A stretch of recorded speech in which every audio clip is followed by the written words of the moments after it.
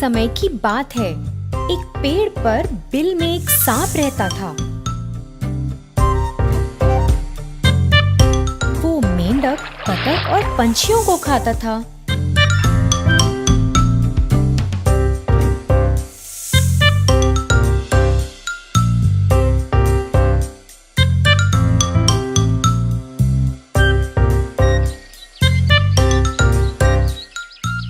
वो दिन में सोता और रात में शिकार करता था। कुछ दिन बाद वो सांप बड़ा हो गया और उस बिल में ना घुस पाया। तो उसने सोचा कि अब वो अपना ठिकाना बदलेगा। अपने नए घर की तलाश करते हुए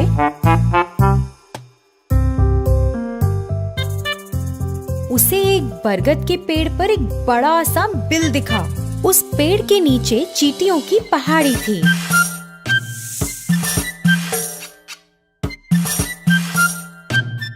सांप पेड़ के पास आया और बोला, अब से इस पेड़ पर मैं रहूंगा। तुम सबको इस जगह से तुरंत जाना पड़ेगा। उस पेड़ के आसपास रहने वाले सभी जानवर और पंछी बहुत डर गए थे, मगर चींटियों को कुछ फर्क नहीं पड़ा था। वो पहाड़ी उन्होंने बहुत मेहनत से बनाई थी। सभी चींटियां एकजुट होकर आगे बढ़ी और उस सांप को चारों तरफ से घेर लिया और उसे काटने लगी। सांप को बहुत दर्द हुआ और चिल्लाता हुआ वहाँ से भाग गया। उसके बाद वो वहाँ कभी वापस नहीं आया। फिर तभी से सारे जानवर और पंछी वहाँ खुशी से रहने लगे। धन्यवाद बच्चों। एक बार एक पहाड़ की चोटी पर एक विशाल वृक्ष पर सिंधु का नाम का एक विशेष पक्षी रहता था। पक्षी की खासियत यह थी कि जब उसकी बूंद धरती पर गिरती थी तो वे शुद्ध सोने में बदल जाती थी। वह इस पेड़ पर अकेला रहता था और शांति से वहाँ अपना जीवन व्यतीत कर खुश था। एक दिन एक शिकारी पक्षियों की तलाश में पहाड़ की चोटी पर घूम रहा था। कई घंटों के बाद जब वह किसी पक्षी को पकड़ने में सक्षम नहीं था तो उसने विशाल पेड़ के नीचे कुछ देर आराम करने का फैसला किया, जिस पर सिंधु का रहता था। बस जब शिकारी सोने लगा ही था तो पक्षी ने अचानक पेड़ के ऊपर से अपनी बूंद को गिरा दिया, जो धरती पर गिरते ही सोने में बदल गई। शिकारी के चेहरे के ठीक बगल में सोने का टुकड़ा गिरा और जब उसने देखा तो उसने चिड़िया की ओर देखा। फिर से एक और टुकड़ा गिर गया और इस बार शिकारी ने जमीन पर इसे सोने में बदलते देखा। इस सब ने शिकारी को बहुत हैरान कर दिया था। शिकारी सोचने लगा, मैं कई वर्षों से पक्षियों को पकड़ रहा हूँ, लेकिन कभी भी ऐसा पक्षी नहीं देखा या यहाँ तक कि ऐसे पक्षी के बारे में सुना भी नहीं जिनकी बूंद सोने में बदल जाती है। यह निश्चित रूप से एक विशेष पक्षी है जिसे मुझे पकड़ना है। दुख की बात ये थी कि जब शिकारी ने ऐसा सोचा तो सिंधुका को उसके बारे में पता नहीं था। वह अपने पेड़ पर आराम कर रहा था और शिकारी योजना बना रहा था। शिकारी ने पेड़ पर एक जाल बहुत सावधानी से बिछा दिया जब पक्षी ध्यान नहीं दे रहा था और अंत में जाल में फंस गया। जब पक्षी जाल में फंस गया तो शिकारी ने उसे एक पिंजरे में डाल दिया और घर की ओर जाने लगा। उसी समय सिंधुका ने सोचा कि जाल पर ध्यान ना देने के लिए वह कितना लापरवाह था और इसी कारण से बेचारा पकड़ा गया। अपने घर जाते वक्त शिकारी ने सोचा, अगर मैं इस पक्षी को रखूंगा तो मैं अमीर बन जाऊंगा और सभी को संदेह होगा कि कुछ तो गड़बड़ है। किसी दिन किसी को पक्षी की सच्चाई पता चलेगी और फिर वे राजा को पक्षी के बारे में बताएंगे। फिर मुझे इसे राजा को देना होगा। लेकिन अगर मैं पक्षी को सीधे ही राजा के सामने पेश करता हूँ तो वह मुझे इस पक्षी के बदले कुछ कीमती चीज देंगे। यह मेरे लिए बेहतर काम करेगा। मैं अपना शेष जीवन राजा की दी गई वस्तु के सहारे जी सकता हूँ। योजना के अनुसार वह सीधे राजा के महल में गया और राजा को सारी बात बताई। उसने राजा को पक्षी दिखाया और राजा एक ऐसे विशेष पक्षी को देखकर बहुत खुश हुआ जिसकी बूंद सोने में बदल जाती है। उसने अपने नौकर को बुलाया। इस पक्षी की उचित देखभाल करो, उसे एक शानदार पिंजरे में रखो और उसे भरपूर भोजन और पानी दो। सुनिश्चित करें कि वह दूर नहीं हो। वह महल का शाही पक्षी होगा और अपनी बूंदों से मुझे कई दौलत देगा। अचानक राजा के मंत्रियों में से एक राजा के पास पहुंचा। राजा जी, एक पक्षी की बूंदें सोने में कैसे बदल सकती हैं? ये तो असंभव है। आप इस राह चलते शिकारी पर कैसे भरोसा कर सकते हैं जिसे कोई ज्ञान नहीं है? मैं आपसे अनुरोध करता हूँ कि आप पिंजरे को खोलें और पक्षी को दूर जाने दें और इस शिकारी को ऐसी झूठी जानकारी देने के लिए दंडित करें। राजा ने अपने विश्वसनीय और बुद्धिमान मंत्री के शब्दों पर विचार किया और यह सच था। हाँ, कोई पक्षी सोने की बूंदें कैसे दे सकता है? मैंने इसे अपने आँखों से भी नहीं देखा। यह शिकारी शायद बदले में पैसा चाहता है। राजा ने पहरेदारों को शिकारी को गिरफ्तार करने और पक्षी को छोड़ने का आदेश दिया। जैसे ही पक्षी मुक्त हुआ, वह उड़कर पास के एक दरवाजे के शीर्ष पर पहुंच गया और वहां बैठ गया। अचानक उसने अपनी बूंदों को गिराया जो सोने में बदल गईं। राजा और उनके मंत्रियों सहित सभी ने यह देखा और चौंक गए। राजा को पता था कि उसने एक गलती की है और तुरंत अपने पहरेदारों को पक्षी को पकड़ने का आदेश दिया। मगर बहुत देर हो चुकी थी। सिंधुका आकाश में उड़ गया और उसने खुद को फिर से लापरवाह नहीं होने का वादा किया। उसने दूसरे पहाड़ पर एक नए स्थान के लिए उड़ान भरी जहां कोई भी उसे फिर से पकड़ ना पाए। तो बच्चों, इस कहानी से हमें क्या शिक्षा मिलती है कि चाहे कुछ कितना भी असंभव लगे, हमें उसकी पूरी तरह जांच करनी चाहिए। धन्यवाद। सोने का ढेर। एक बार था एक किसान वीर नाम का। वह दूसरों के खेतों पर हल जोतने का काम करके अपनी रोजी रोटी कमाता था। एक दिन वह एक खेत पर गया। उसने काम शुरू ही किया था जब उसको जमीन में कुछ पीला और चमकीला नजर आया। मिट्टी हटाकर देखा तो अंदर था सोने का एक ढेर। वीर इतना बड़ा ढेर देखकर चकित रह गया और अपने आप को भाग्यशाली समझा। अपने साथ इस सोने को ले जाना चाहता था, परंतु दिन का समय था और ऐसे खुलेआम दिन में इतनी कीमती चीज ले जाना उसको सही नहीं लगा। वीर ने रात को उधर वापस आने का निर्णय लिया और सोने को वहीं पे छुपा दिया। वीर वापस उसी स्थान पर रात को लौट आया और जमीन को खोदने लगा। सोने के ढेर को रस्सी से बांध दिया ताकि उसको आसानी से खींच पाए, परंतु सोने का ढेर बहुत भारी था। वीर ने फिर उस ढेर को 4 समान हिस्सों में काटने का निर्णय लिया ताकि उसको आसानी से और सुरक्षित रूप से घर ले जा पाए। अपनी कुल्हाड़ी की मदद से वीर ने ढेर को 4 हिस्सों में काट दिया और अंत में वह सारा सोना आराम से ले पाया। सोने से वीर अब धनवान बन गया और कई संपत्ति भी प्राप्त कर ली। इस कहानी से हम ये सीखते हैं कि कोई भी कीमती वस्तु को बुद्धिमानी से संभालना चाहिए। चक्रधारक। एक दिन 4 ब्राह्मण वन के भीतर चल रहे थे। कुछ देर उनको एक आश्रम नजर आया। उस आश्रम में रहते थे योगी भैरवानंदा। चारों ब्राह्मण उस आश्रम की ओर गए। योगी जी बाहर निकलकर पूछे, कौन हो तुम लोग और यहाँ क्यों आए हो? गुरुजी, हमने आपकी अनोखी शक्तियों के बारे में सुना है। आपसे मिलकर हम धन्य हुए। क्या आप हमें भी अपने चमत्कार दिखाएंगे? ये ब्राह्मण अच्छे इरादे से यहाँ आए हैं।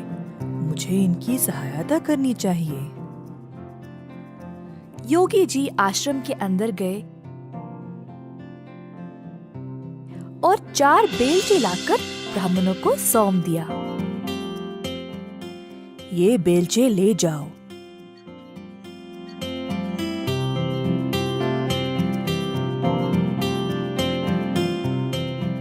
गांव के पास एक छोटा तालाब है और उस तालाब के साथ ही एक अंजीर का पेड़। उस पेड़ के पास जो लाल मिट्टी है उसे खोदो और अपना भाग्य आजमाओ। ब्राह्मणों बेलचे लेकर उसी स्थान पर आ पहुँचे।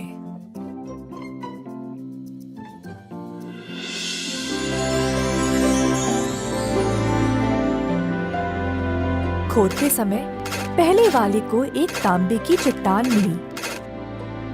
ओह ओह, कमाल है, तांबे की चट्टान। चलो वापस चलकर इसको आपस में बांट लें।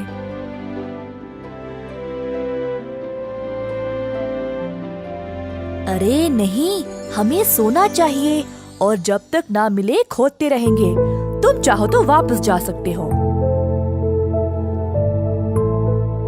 पहला ब्राह्मण संतुष्ट था तो वो वापस चला गया।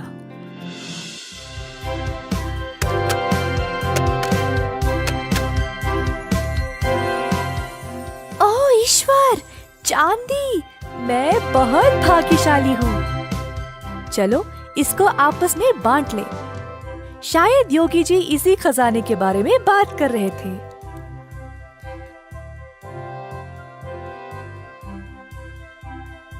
हमको अभी सोना नहीं मिला, हम कोशिश करते रहेंगे। तुम चाहो तो जा सकते हो। दूसरा ब्राह्मण अपनी प्राप्ति से प्रसन्न था और वहाँ से चला गया।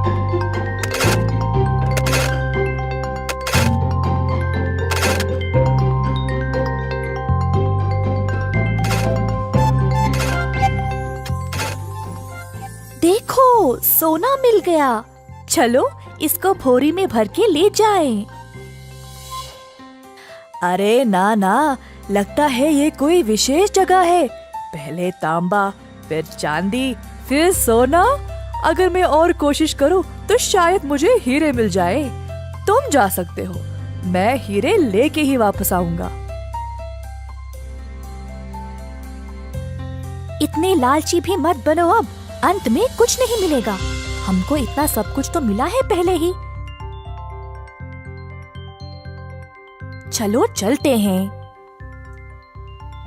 ना, मैं तो हीरे लेके ही आऊंगा, देख लेना।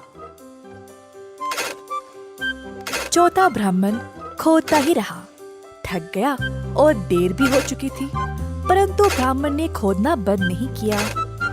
खोदते खोदते जमीन में एक बड़ा सा सुराख बन गया और अचानक से ब्राह्मण उसी में फिसल गिर पड़ा। खुद को उसने कोई अलग सी जगह में पाया। ऊपर उठा तो उसने एक आदमी को देखा जिसके सर पर एक चक्र घूम रहा था। ब्राह्मण हैरान रह गया। तुम कौन हो और यहाँ क्या कर रहे हो? और ये तुम्हारे सर पर चक्र क्या है? ब्राह्मण के ऐसा पूछते ही वो चक्र अब उसी के सर पर आ गया और घूमने लगा। ये क्या है? इस चक्र को मुझसे दूर करो। मैं कुछ नहीं कर सकता, ये सब ईश्वर के हाथ में है।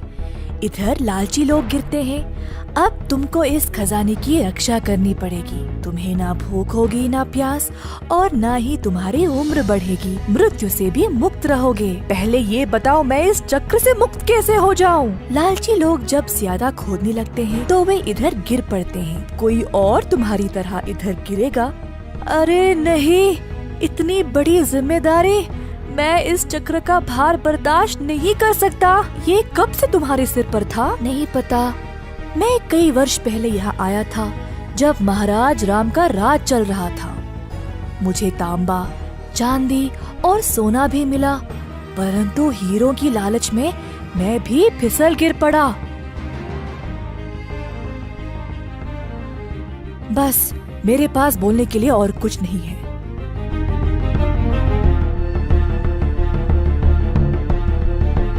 ऐसा बोलकर साधक उसी सुराग से बाहर निकल गया। जब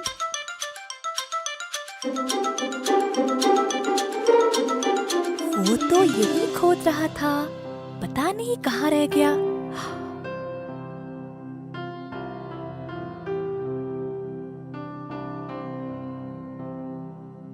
ओ सुनिए, मेरा मित्र यहाँ पर मेरे साथ ही खोद रहा था। क्या आपने उसको कहीं देखा है?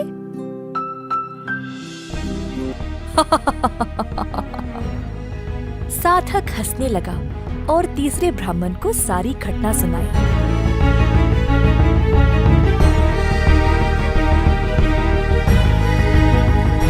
ब्राह्मण मजबूर और निराश होकर अब घर वापस लौट गया। तांबा, चांदी और सोना मिलने के बाद भी तुम रुके नहीं। अगर हमारे साथ ही वापस लौट जाते तो ये सब नहीं होता। मुझे माफ कर दो दोस्त, अब मैं तुम्हारी कोई सहायता नहीं कर सकता।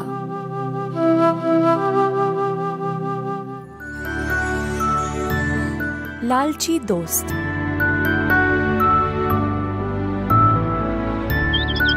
एक गांव में रहते थे 3 दोस्त, बिल्लू, नीलू और पिंकू।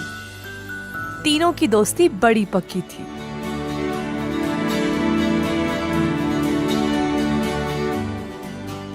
बिल्लू और नीलू बहुत चतुर लड़के थे।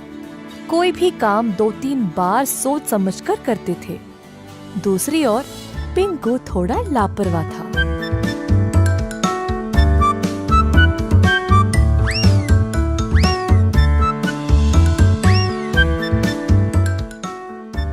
एक बार पिंकू बिल्लू और नीलू के पास आकर बोला, ओ बिल्लू नीलू, आज हमें आम के खेत में जाना था ना, भूल गए? अरे हाँ, मैं तो भूल ही गया, लेकिन उस खेत तक पहुंचने के लिए वन को पार कर जाना है ना? अरे केवल वही नहीं, वहाँ पे बहुत सारे जंगली जानवर भी है। नहीं भाई नहीं, मैं नहीं आ सकता, मुझे डर लगेगा। अरे यार, वहाँ कोई जंगली जानवर नहीं है, लोग हर रोज उसी रास्ते से आते जाते हैं। चलो ना, चलते हैं। पिंकू, लेकिन मैंने अपने माँ बापू को नहीं बताया। जब तक हम वापस आएंगे शाम हो जाएगी, हम कभी और जाएंगे। ओफो, क्या तुम सब कुछ माँ बाबू को बोल के करते हो क्या? अगर तुम उनसे पूछोगे तो वे तुम्हें अनुमति नहीं देंगे।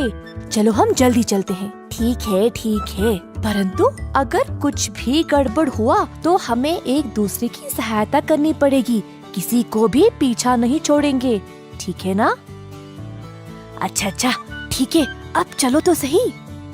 तीनों दोस्त वन के भीतर चल पड़े, लेकिन सबको डर लगी थी, क्योंकि बचपन से वे सब एक भयानक जानवर की कहानी सुनते आए हैं जो इसी वन में रहा करता था। थोड़ा आगे चलते ही अचानक से उनको एक तेज आवाज सुनाई दी। तीनों झट से रुक गए और आसपास देखने लगे कि ये आवाज आई कहाँ से। अचानक से मुड़कर देखा तो उनके पीछे था एक बड़ा सा भालू। तीनों भयभीत होकर वहाँ से भागने लगे और एक पेड़ के पीछे छुप गए। हे भगवान, भालू आ गया, अब क्या करें? बिल्लू, नीलू, इस पेड़ को चढ़ने में मेरी सहायता करो। ऊपर जाने के बाद मैं तुम दोनों को खींच लूंगा। जैसा पिंकू ने कहा वैसे ही बाकी दोनों ने किया। पिंकू, अब तुम अपना हाथ दो। अरे, अपना हाथ क्यों नहीं दे रहे हो? जल्दी, भालू आ रहा है, जल्दी करो। वैसे यहाँ एक ही बैठ सकता है, तुम लोग कहाँ बैठोगे? बिल्लू और नीलू को पिंकू के ऐसा बोलने पर समझ ही नहीं आया। भालू और पास आने लगा। मेरे दोस्त नीलू, अगर हम जमीन पर पड़कर मरने का नाटक करें तो भालू शायद हमें कुछ नहीं करेगा। हाँ बिल्लू, अब यही करेंगे। दोनों लड़के जमीन पर पड़ गए और हिले बिना मरने का नाटक किया। भालू लड़कों के पास आया और उनको सूंघने लगा। दोनों को मरा हुआ समझ के भालू वहाँ से चला गया।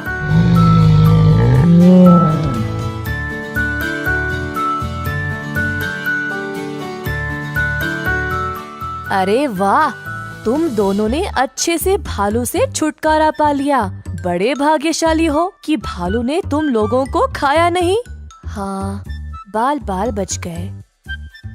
लेकिन नीलू, भालू तुम्हारे बहुत पास आया था ना? उसने तुमसे कुछ कहा क्या? हाँ, उसने बोला कि तुम जैसों से दोस्ती कभी नहीं करना। मैं तुमसे अब कभी बात नहीं करूँगा। पहले तुम मुझे नीचे उतारने में मदद करो। नहीं पिंकू, भालू ने बोला कि तुम जैसों की सहायता करने में कोई लाभ नहीं।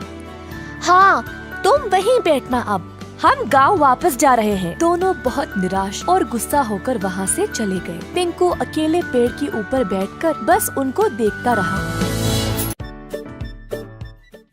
एक समय की बात है जब एक छोटे से गांव में रहता था एक किसान धर्मपाल नामक। धर्मपाल खेती बाड़ी करके खुद फसल उगाता था। उसके पास कुछ पशु भी थे, जैसे मुर्गी, सूअर, बकरा और एक बड़ी सी गाय जिसको वो बहुत ज्यादा पसंद करता था। गाय से उसको काफी प्यार था क्योंकि वह हर रोज बहुत सारा दूध देती थी।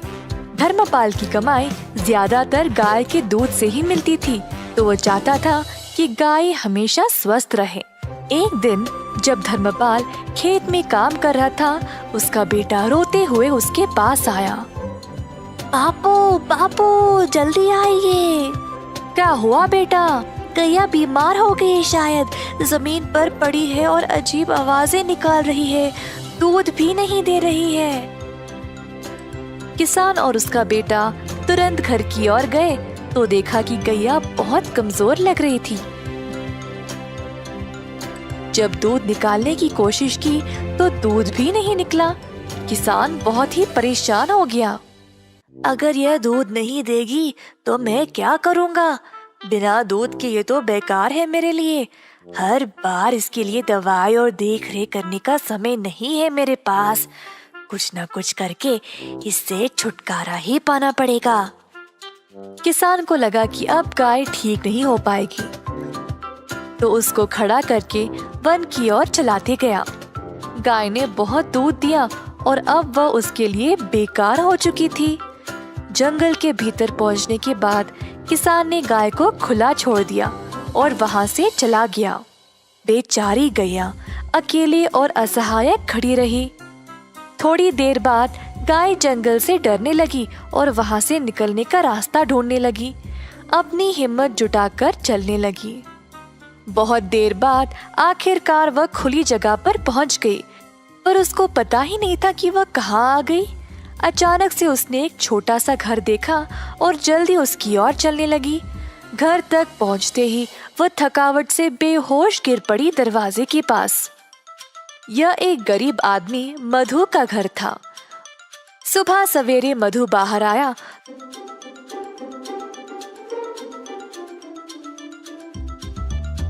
तो उसने गैया को अपने दरवाजे पर देखा।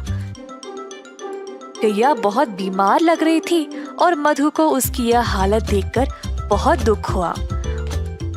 उसने अपनी पत्नी को बुलाया मदद के लिए।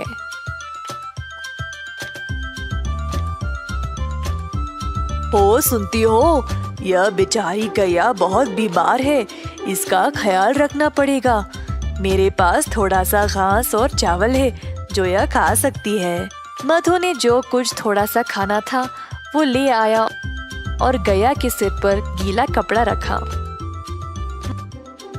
मधु और उसकी पत्नी ने बहुत दिनों तक गैया का ख्याल रखा और धीरे धीरे गैया की हालत बेहतर होने लगी। जल्द गाय अपने आप चलने लगी। मधु गैया से बातें करता था, रोज उसको खिलाते हुए। गैया को भी मधु से बहुत लगाव हो गया।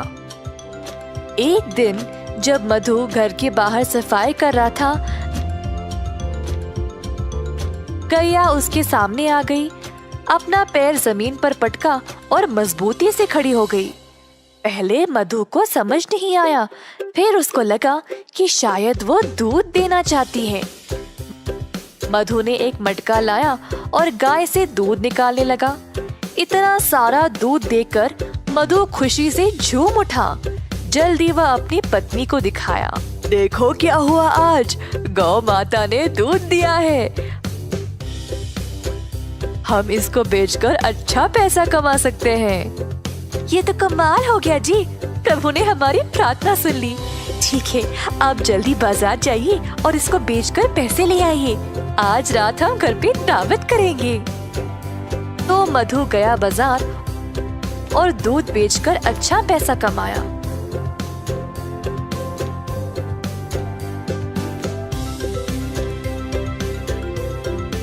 उसने भगवान को धन्यवाद किया उसको गैया देने के लिए। मधु दूध बेचने लगा और जल्द अपने शुद्ध दूध के लिए मशहूर बन गया। गांव वालों को अब केवल उसी का दूध चाहिए था, जिसके लिए अच्छी रकम भी दिया करते थे। इस बात की खबर धर्मपाल तक पहुंच गई। मेरी गैया को चुराने की हिम्मत कैसे हुई इसकी, और अब वह अच्छे पैसे कमा रहा है। मैं अभी जाकर उसको वापस लूंगा, वो तो मेरी गाय है। धर्मपाल गया मधु के घर। मैंने सुना मेरी गैया तुम्हारे पास है और तुम उसका दूध बेच रहे हो। ये तुम्हारी नहीं है, दे दो मुझे वापस। यह सच नहीं है, गाय बहुत बीमार थी और मरने वाली थी। तुमने इसका ख्याल नहीं रखा, पर मैंने इसको ठीक किया है, तो यह मेरी है। तुम गाय को वापस नहीं ले सकते। मैं चुपचाप नहीं बैठने वाला, ग्राम प्रधान के पास जाकर उनसे बात करूंगा। अब वही फैसला करेंगे। तो दोनों आदमी ग्राम प्रधान के पास जाकर अपनी समस्या सुनाई। तो यह है तुम लोगों की समस्या, यह तो बहुत आसान है, मैं हल कर दूंगा, चिंता ना करो। धर्मपाल को लगा अब वह जीत ही गया। उसको पता था कि वही गाय का असली मालिक है, तो बस उसी का नाम सुनने का इंतजार करता खड़ा रहा। तुम दोनों गाय के दाएं और बाएं खड़े हो जाओ। तो दोनों इसी प्रकार गाय के आजू बाजू में खड़े हो गए। कुछ देर तक सब चुपचाप थे। अचानक से गाय अपनी जगह से हिली और मधु के पास आकर खड़ी हो गई। अतः ग्राम प्रधान ने यह निर्णय लिया कि गाय मधु की ही है, क्योंकि उसी ने उसको प्यार दिया और उसको अच्छे से ख्याल रखा। अब गैया ने अपना मालिक खुद चुना है, तो मैं इसकी इच्छा टाल नहीं सकता। मधु, ले जाओ अपनी गाय को। मधु बहुत खुश हो गया और गैया को अपने घर ले चला।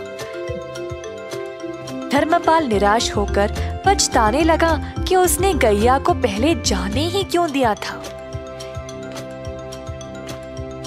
इस कहानी से हम यह सीखते हैं कि कठिन समय में अपने वरदान को ऐसे ही जाने ना दें। आपके पास जो है उसको हमेशा महत्व दें।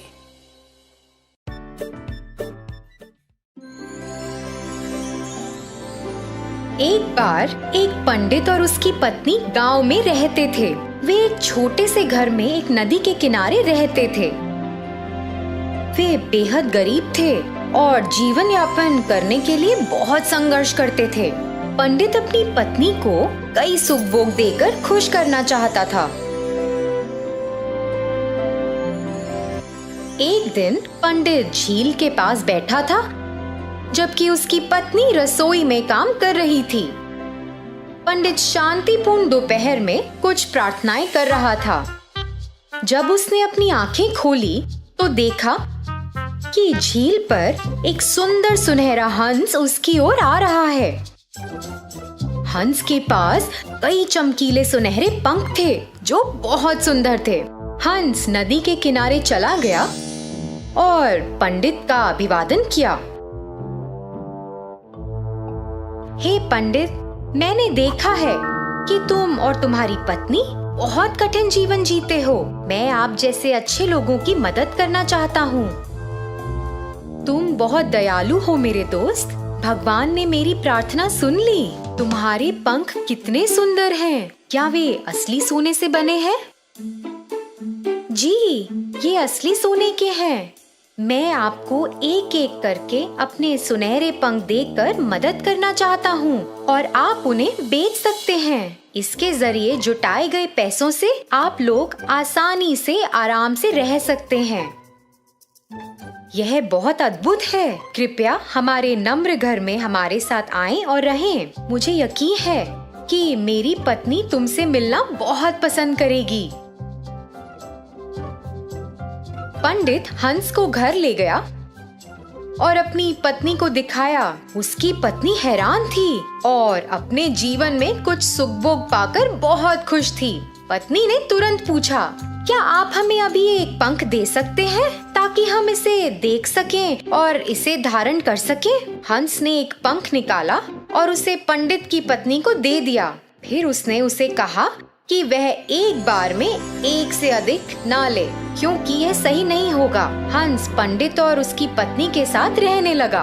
हर दिन उसने उन्हें एक पंख दिया और इस परेशानी के समय में बहुत मदद की।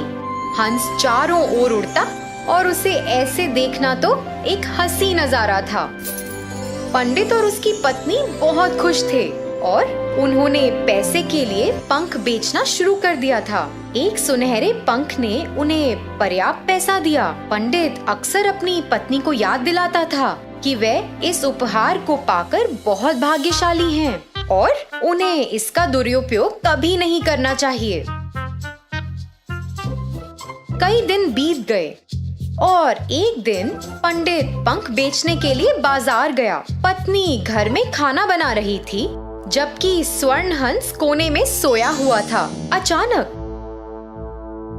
पंडित की पत्नी को एक विचार आया, यह हंस हमारे साथ कब तक ऐसे रहेगा? हमें तो बस इसके पंखों की जरूरत है, लेकिन इस प्रक्रिया में हमें इसे खिलाना है, स्नान कराना है और इसकी देखभाल भी करनी है। हम इस हंस पर भरोसा नहीं कर सकते।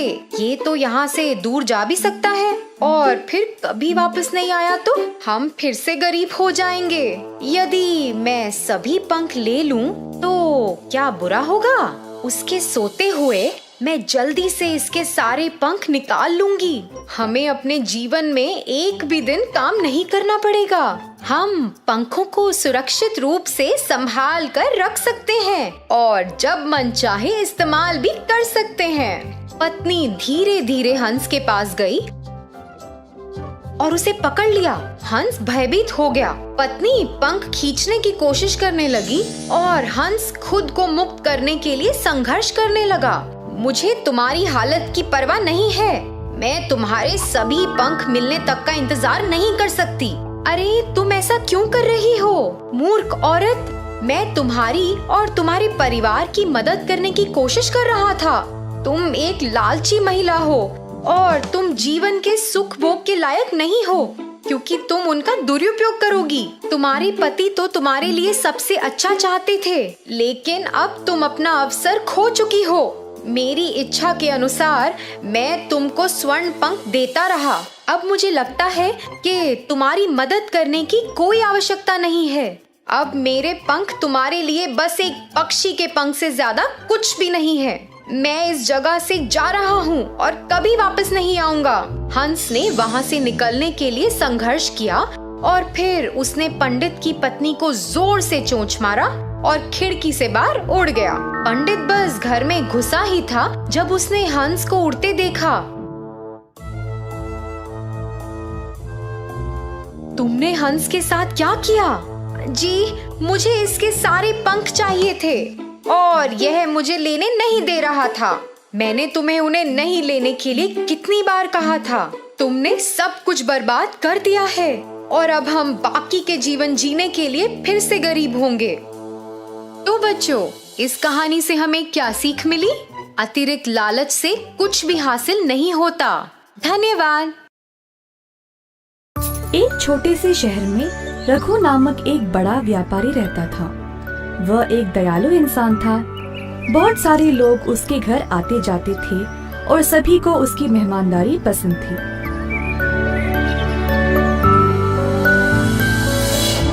लेकिन एक दिन उसने अपना धन एक व्यापार में लगाया जिसका नुकसान हो गया, जिसकी वजह से रघु ने अपना सारा धन दौलत खो दिया।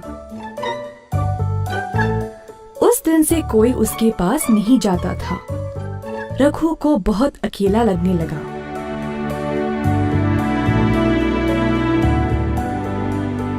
पैसों के बिना मेरा कोई महत्व है ही नहीं, ऐसे कैसे जीऊं मैं? ऐसा सोचते सोचते रघु गहरी नींद में सो गया। उसने तब एक बहुत अच्छा सपना देखा। सपने में एक साधु ने उससे बोला, ओ रघु, तुम बहुत ही अच्छे इंसान हो, मैं तुम्हारी सहायता करूंगा। कल मैं तुम्हारे घर आऊंगा, फिर मेरे सिर को तुम एक लकड़ी से छूना और मैं सोने में बदल जाऊंगा। उस सोने का उपयोग करके अपनी परेशानियों से निकल जाओ।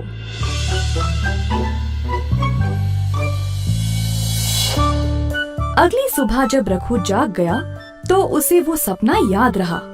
सोच में पड़ गया कि ये सच होगा भी या नहीं। इसी दौरान कोई दरवाजे पर आया। रघु की पत्नी ने दरवाजा खोला और देखा कि नाई आया हुआ है।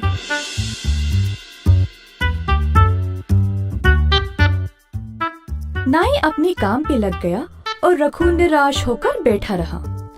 फिर से किसी ने दरवाजा खटखटाया।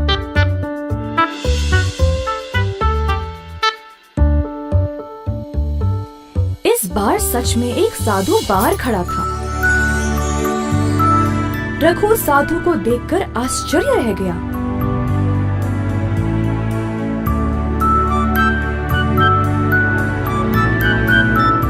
जल्दी से वो लकड़ी ले आया और साधु के सर को उससे छुआ। रघु को विश्वास ही नहीं हुआ कि साधु सच में सोने के रूप में बदल गया। नाई भी ये देखकर अचरज रह गया। रघु ने थोड़ा सा सोना नाई को भेंट में दिया और बोला कि जो कुछ हुआ वह किसी को इस बारे में नहीं बताए।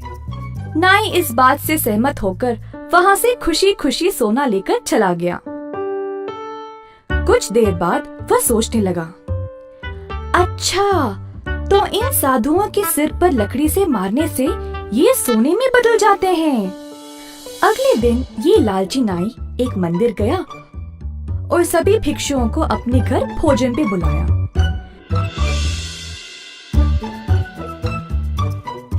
जब साधु उसके घर पहुंचे तो नाई ने सबको एक कमरे में बंद कर दिया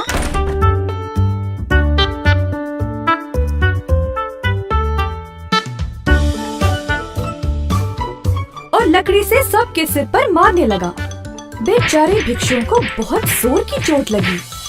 जैसे तैसे करके सभी वहाँ से भाग गए और महाराज के पास चले गए नाई की शिकायत करने के लिए। महाराज ने सारी घटना सुनी और तुरंत नाई को महल पर आने का आदेश दिया।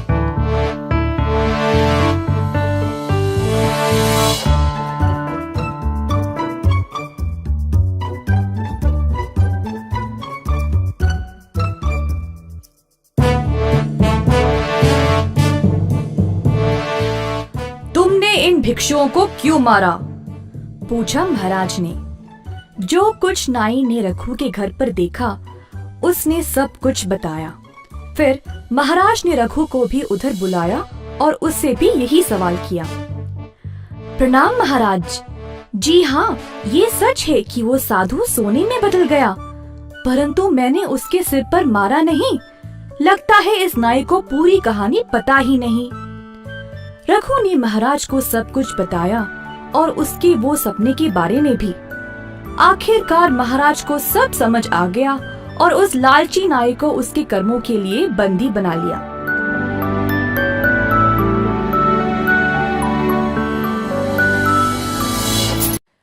पैसों का महत्व।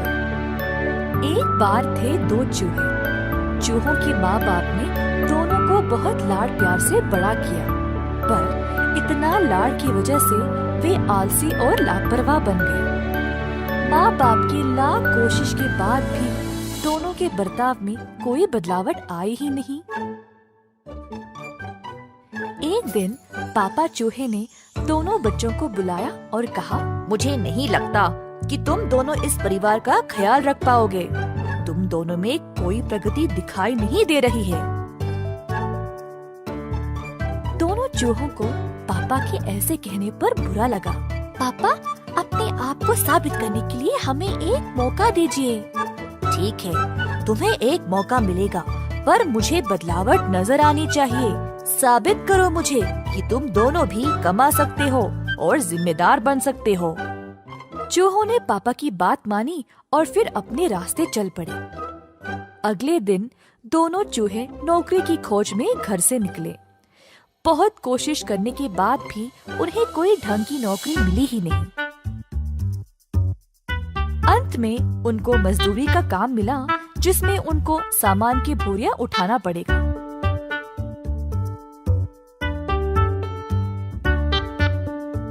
दिन भर मजदूरी करके अपनी पगार लेकर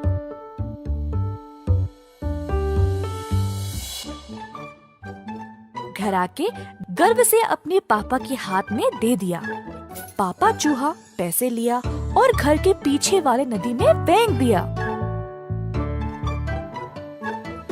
हर रोज चूहे मेहनत से काम करके पैसे लाते थे, पर पापा वही करते थे, पैसों को नदी में फेंकने का काम। एक दिन चूहों का सब्र टूट गया और पापा से पूछे, पापा, हम इतने मेहनत से कमाते हैं और आप हर रोज पैसों को नदी में फेंकते हो।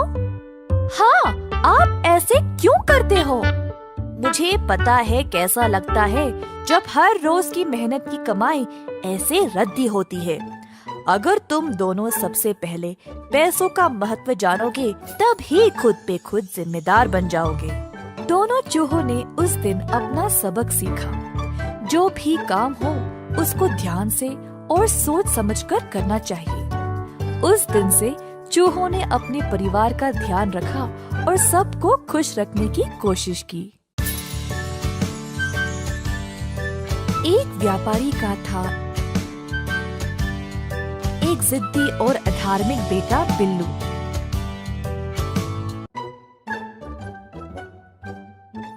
बिल्लू के माँ बाप उसको देखकर दुखी होते थे कि ये कितना लापरवाह है। एक दिन बिल्लू की मैया उसे डांट डांट के थक गई थी। बिल्लू की धार्मिक भावनाओं को जगाने के लिए मैया ने उसको मंदिर भेजना चाहा, साधु जी का उपदेश सुनने। हमेशा की तरह बिल्लू ने जाने से मना कर दिया और भगवान और उसकी माँ का मजाक उड़ाया। और कोई रास्ता ना मिलने के कारण मैया ने बिल्लू को वादा किया कि अगर वो साधु जी के उपदेश को सुनेगा तो वो उसे 1000 तांबे के सिक्के देगी। लालची बेटे ने पैसों के लिए माँ की बात मान ली।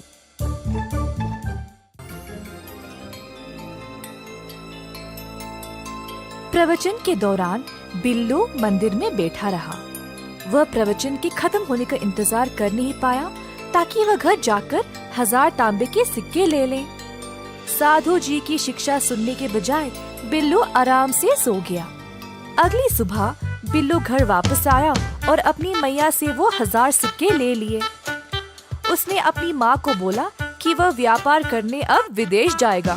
मैया ने उससे ना जाने की भीख मांगी, परंतु बिल्लू ने कुछ नहीं सुना। उस रात बिल्लू ने अपना सामान बांधा और जल यात्रा के लिए निकल पड़ा। वह बंदरगाह गया और एक नाव पर सवार हो गया जो विदेश के लिए निकल रही थी। बिल्लू अपने 1000 सिक्कों के साथ दुनिया देखने के लिए उत्सुक था। वह समुद्र की हवाओं में लंबी सांसें ले ही रहा था जब अचानक बिजलियां चमकने लगी। थोड़ी देर में हल्की हवाएं तेज तूफान में बदल गई। लोग इधर से उधर भाग रहे थे। नाव उलट पुलट हो रही थी। और नाव का कप्तान सब कुछ काबू में रखने की कोशिश कर रहा था। बिल्लू डर से कांपने लगा क्योंकि वह कभी भी घर से इतना दूर नहीं रहा। अपनी जान के लिए वह रोने लगा।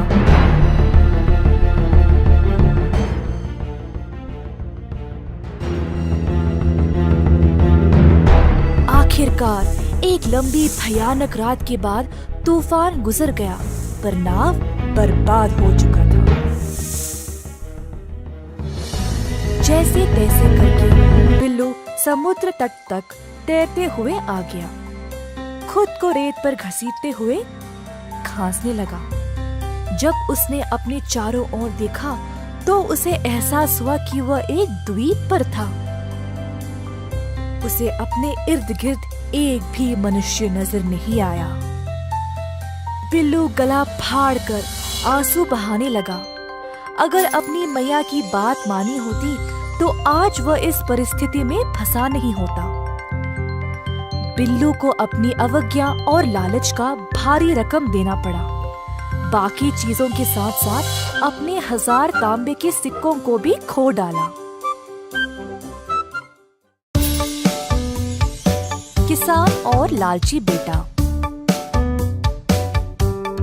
एक बार रहता था एक गरीब किसान। वह बहुत परिश्रमी था, पर इतना मेहनत करने के बावजूद भी उसकी खेत में कोई फसल नहीं थी। एक दिन पेड़ के नीचे विश्राम करते समय उसने एक सांप घर देखकर सोचा, शायद ये नाग ही इस खेत का रक्षक है। अगर मैं इसकी सेवा करूंगा तो मेरी खेत भी उपजाऊ हो जाएगी। अगले दिन किसान एक दूध की कटोरी ले आया और कहा, ओ नाग देवता, कृपया मुझे समृद्धि और सफलता का आशीर्वाद दे। सांप ने सारा दूध पिया और एक सोने का सिक्का उसके लिए छोड़ा। सोने का सिक्का? तो ये सच है। ये नाग देवा मेरे लिए शुभ है। धन्यवाद ओ नाग देवता। इसी प्रकार कई दिनों तक चलता रहा। एक दिन किसान को काम के लिए शहर जाना पड़ा। उसने अपने बेटे को बोला, बेटा, हर रोज नाग देवता को दूध देना नहीं भूलना। जी बापू, चिंता मत करो, मुझे पता है कैसे करना है। किसान के निकलने के बाद बेटा सांप को दूध देने लगा तो सांप ने रोज की तरह एक सोने का सिक्का दिया। बेटा सोचा, हर रोज एक सिक्का कम है, मुझे सारे एक साथ ही चाहिए।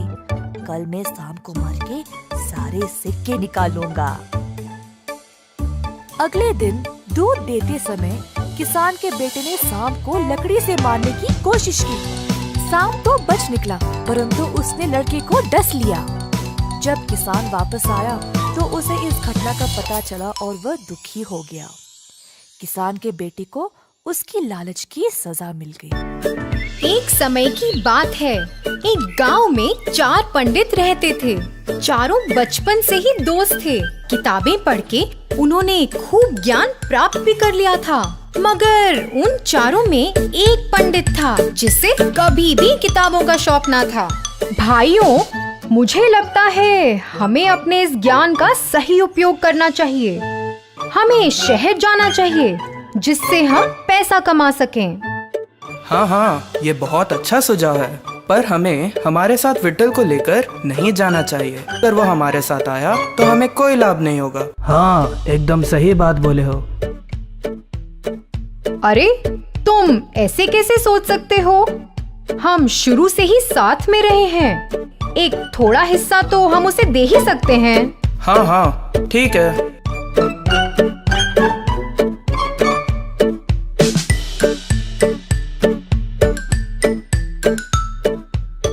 चारों पंडित शहर की ओर चल पड़े।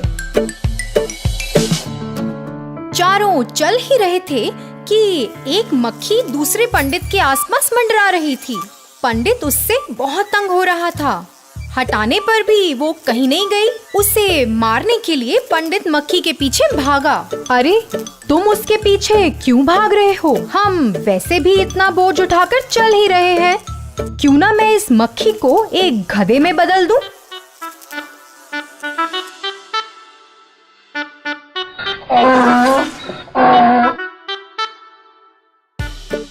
हाँ हाँ, हम अपना सामान गधे पे चढ़ाकर आराम से यात्रा कर सकते हैं। एक गधा इतना बोझ नहीं उठा पाएगा, तो आप अपना सामान मुझे दे सकते हो।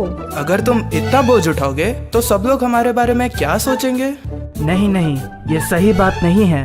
तुम्हें हमारे साथ लाने का हमारा सुझाव था, तो जैसा हम बोलेंगे तुम्हें मानना पड़ेगा। इस गधे को मैं एक बलवान जानवर में तब्दील कर दूंगा, एक बाघ में। क्या एक बाघ में तब्दील करोगे? नहीं नहीं, ये सही नहीं है। एक बाघ तो हमारे लिए एक बहुत बड़ी मुसीबत बन जाएगा। तुम मूर्ख हो, तुम्हें क्या पता? हम जैसा बोलेंगे भाग वैसा ही करेगा। तुम बीच में मत पड़ो। तुम विट्ठल की मत सुनो, उसे इस बारे में कोई ज्ञान नहीं है। हाँ, हमने वैसे भी बहुत समय बर्बाद कर लिया है। अगर एक बाघ हमारे साथ हमारा बोझ उठा कर चलेगा तो सब लोग हमारी वाहवाही तो करेंगे। इसी दौरान उन तीनों पंडितों ने उस गधे को एक बाघ में बदल दिया और तभी विट्ठल तो झट से पेड़ पर चढ़कर बैठ गया। जो गधे से बाघ में तब्दील हुआ वो तो एक खूंखार जंगली जानवर था और फिर उसने तीनों पंडितों पर हमला बोल दिया। अरे बाप रे, अगर इन्होंने मेरी बात मानी होती तीनों जीवित होते। तो बच्चों, बिना बुद्धि के हमारी विद्या व्यर्थ है।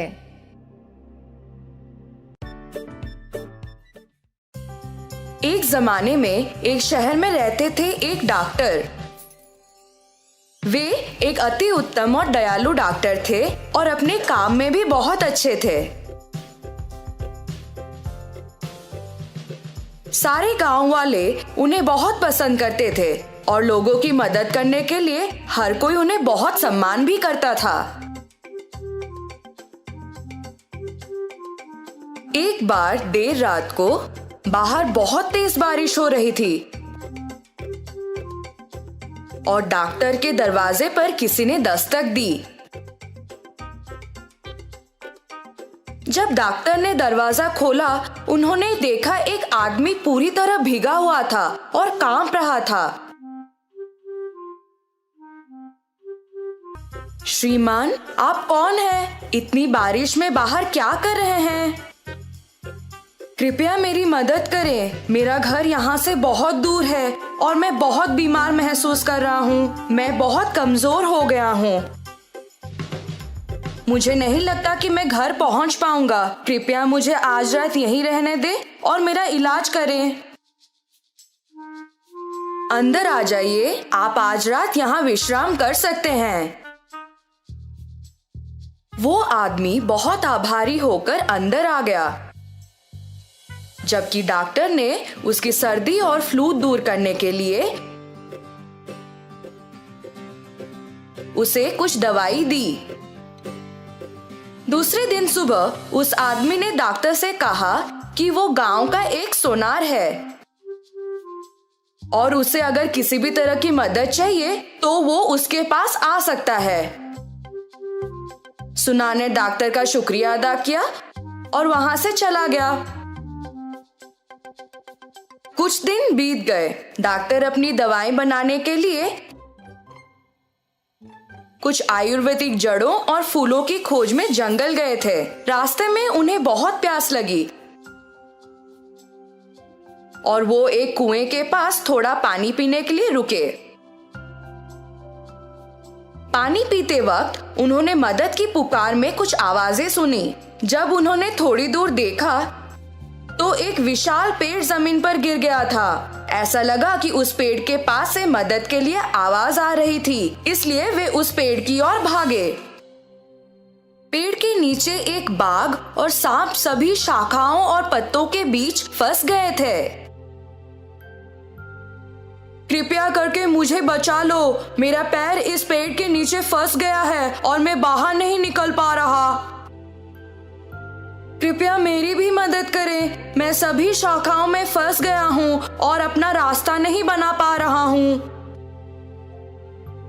डॉक्टर जंगली जानवरों से थोड़ा भयभीत थे और मदद करने के लिए हिचकिचा रहे थे। चिंता मत करो, मैं तुम्हें नुकसान नहीं पहुंचाने का वादा करता हूँ। डॉक्टर ने बाघ पर यकीन कर लिया और पेड़ को उठा लिया। बाघ आजाद हो गया और डॉक्टर को उसकी मदद करने के लिए धन्यवाद कहा। यदि तुम्हें कभी किसी सहायता की जरूरत हो तो मुझे मदद के लिए पुकारना और मैं तुम्हें बचाने आ जाऊंगा। डॉक्टर ने बाघ को धन्यवाद कहा और सांप को बाहर निकालने लगे। जब सांप आजाद हो गया तो उसने भी डॉक्टर का शुक्रिया अदा किया और वही बोला, आपने मेरी जान बचाई है और मैं भी आपका एहसानमंद हूँ। यदि आपको कभी किसी सहायता की जरूरत हो तो मुझे बुलाएं और मैं आपकी मदद करने आ जाऊंगा। बाघ और सांप चले गए और डॉक्टर वापस घर आ गए। कुछ दिन बीत गए और डॉक्टर दवा बनाने के लिए जड़ों और जड़ी बूटियों को इकट्ठा करने के लिए फिर से जंगल गए। अचानक उन्होंने एक तेज आवाज सुनी और एक तेंदुए द्वारा हमला किए जाने वाले थे। डॉक्टर को कोई और भी शक्तिशाली प्राणी की जरूरत थी। उन्हें बाघ का वादा याद आया और उसे मदद के लिए पुकारने लगे, बाघ बाघ बचाओ मुझे। बाघ ने डॉक्टर की पुकार सुनी और दौड़ते हुए उन्हें बचाने के लिए आया। उसने तेंदुए को डराकर वहां से भगा दिया। बाघ ने डॉक्टर को उसकी गुफा में आने का न्योता दिया और कहा कि उसे बहुत खुशी हुई कि उन्होंने उसे मदद के लिए पुकारा।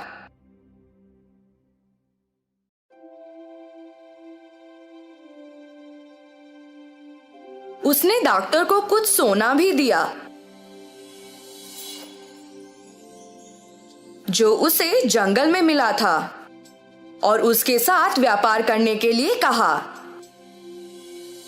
जैसे ही डॉक्टर बाघ के गुफा से निकले, उन्हें सोनार के वादे के बारे में याद आया और वो गांव चले गए।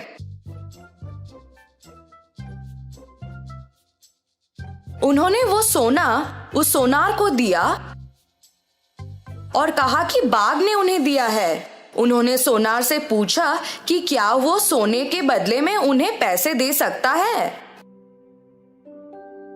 सोनार ने वो सोना पहचान लिया कि वो सोना राजा के बेटे का था। राजकुमार एक दिन शिकार करने निकले थे पर कभी वापस नहीं आए। सोनार को तब राजा की घोषणा याद आई, जो भी राजकुमार या सोना को खोज पाएगा या वापस ले आएगा उसे खजाने से पुरस्कृत किया जाएगा। सोनार ने डॉक्टर को इंतजार करने को कहा, यह बोलकर कि वो सोने का गुण परखना चाहता है।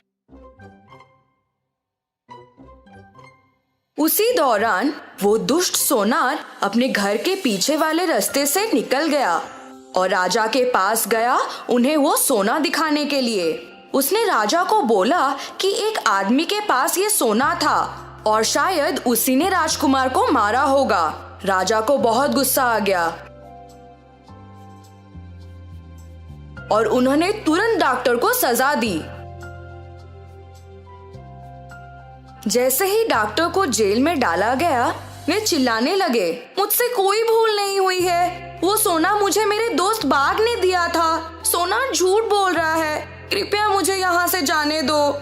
जब डॉक्टर जेल में कैद थे, तब एक चूहा उनके पास आया और उनसे बोलने लगा, मैं तुम्हारी मदद करना चाहता हूँ पर मैं ज्यादा कुछ नहीं कर सकता। किसी ऐसे को पुकारो जो वाकई में तुम्हारी मदद कर सके। शायद वे आ जाएं। डॉक्टर को तब सांप के बारे में याद आया और वे उसको पुकारने लगे, ओ सांप कृपया आकर मेरी मदद करो। जब सांप आया, उन दोनों ने पूरी घटना के बारे में बात की। तब सांप को एक विचार आया कि वो रानी को डस लेगा। क्योंकि मैं एक अपूर्व और जहरीला सांप हूँ, इसलिए कोई अन्य डॉक्टर मेरे काटने का इलाज नहीं कर सकता है। मैं जाकर रानी को काट लेता हूँ। उसके बाद आप उनकी सहायता करने का प्रस्ताव दें। ये बोलकर कि एक डॉक्टर के रूप में आपके पास अच्छे कौशल हैं। आप राजा के रक्षक तक पहुँच सकते हैं और कह सकते हैं कि आप रानी को बचा सकते हैं। योजना को अच्छी तरह से निष्पादित किया गया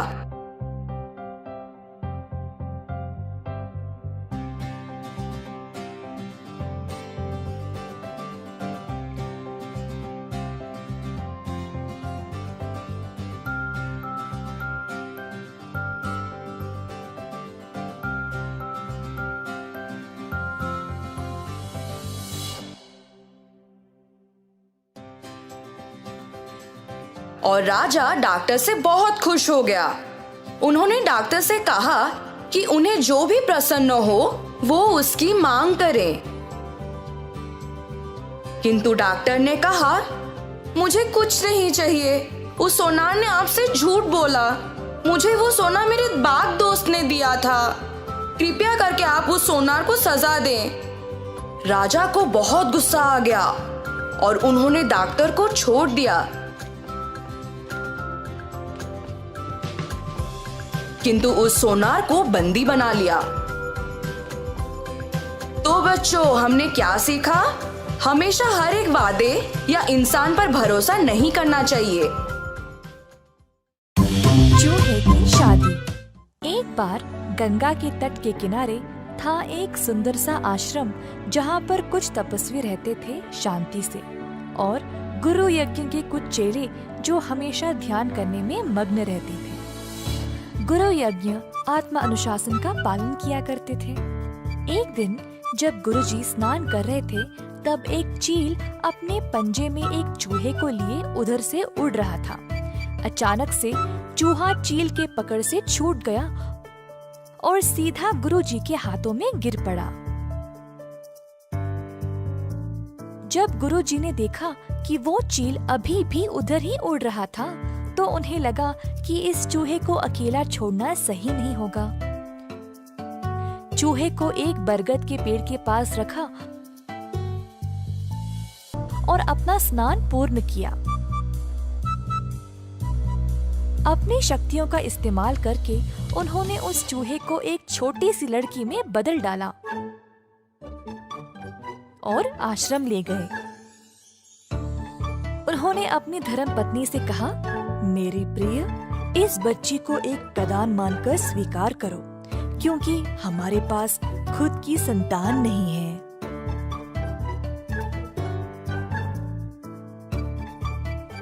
तो छोटी लड़की आश्रम में रहने लगी गुरुजी के ख्याल में।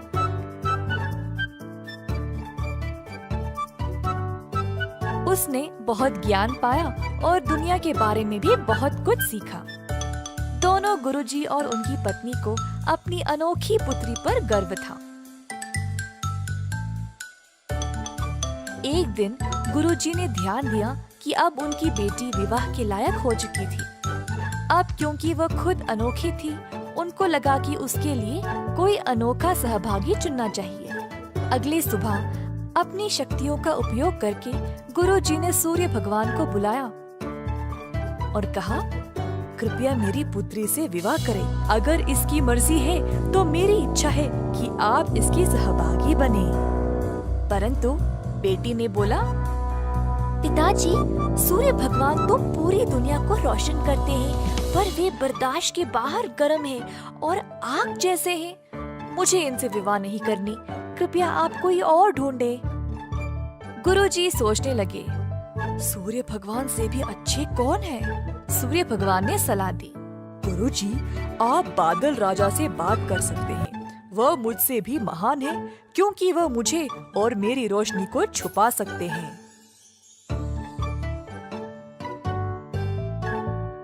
तो गुरुजी ने अब बादल राजा को बुलाया और कहा, अगर मेरी पुत्री की इच्छा है तो आप कृपया उसका हाथ विवाह में स्वीकार करें।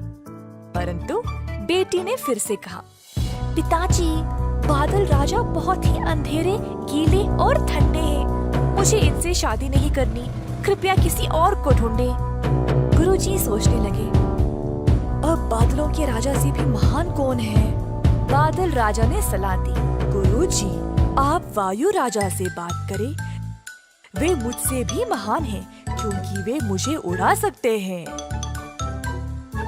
तो गुरुजी ने अब वायु राजा को बुलाया। अगर मेरी पुत्री की इच्छा है तो आप कृपया उसका हाथ विवाह में स्वीकार करें। परंतु बेटी ने कहा, पिताजी, वायु राजा बहुत ही बेचैन और तेज है। हर समय दिशा बदलते रहते हैं। मुझे इनसे शादी नहीं करनी। आप किसी और को ढूंढे। गुरुजी फिर से सोच में पड़ गए। अब वायु राजा से भी महान कौन है? वायु राजा ने सलाह दी, गुरुजी, आप पर्वत महाराज से बात कर सकते हैं। वे मुझसे भी महान हैं, क्योंकि वे मुझे रोक सकते हैं। तो गुरुजी ने अब पर्वत महाराज को बुलाया और कहा, अगर मेरी पुत्री की इच्छा है तो आप कृपया उसका हाथ विवाह में स्वीकार करें। पर बेटी फिर से बोल उठी, पिताजी, पर्वत महाराज बहुत ही सख्त और कठोर है। वह एक ही जगह रहते हैं। मुझे इनसे शादी नहीं करनी। कृपया आप किसी और को चुने। गुरुजी सोचने लगे, अब पर्वत महाराज से भी महान कौन है? पर्वत महाराज ने सलाह दी, क्यों ना आप चूहे के राजा से बात करें। वह मुझसे भी महान है, क्योंकि वे मुझ में भी छेद बना सकते हैं।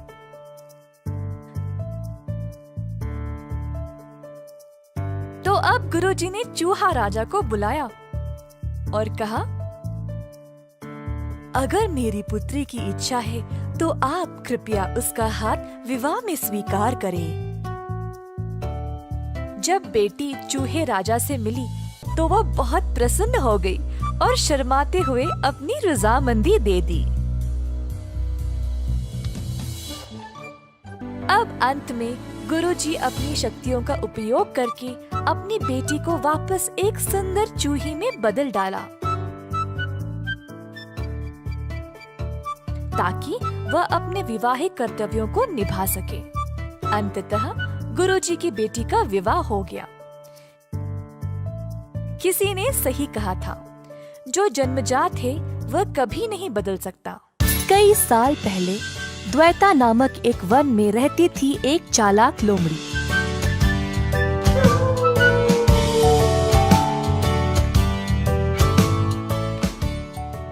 एक दिन तेज भूख के कारण लोमड़ी पूरे वन में खाना के लिए ढूंढ रही थी।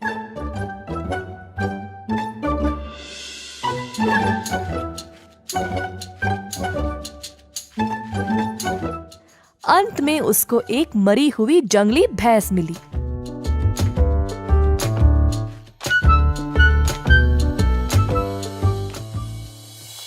अरे वाह, आज तो बड़ा अच्छा ही दिन है।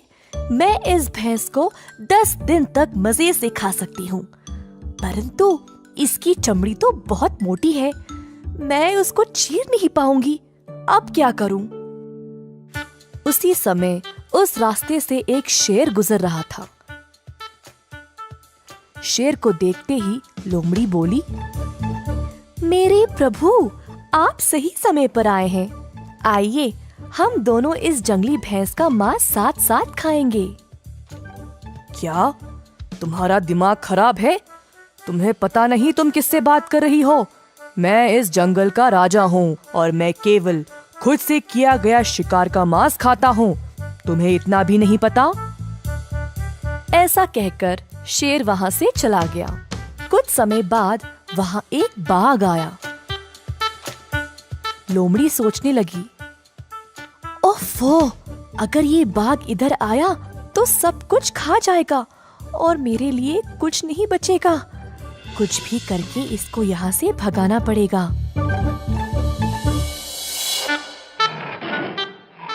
हो लोमड़ी, हट जाओ यहाँ से।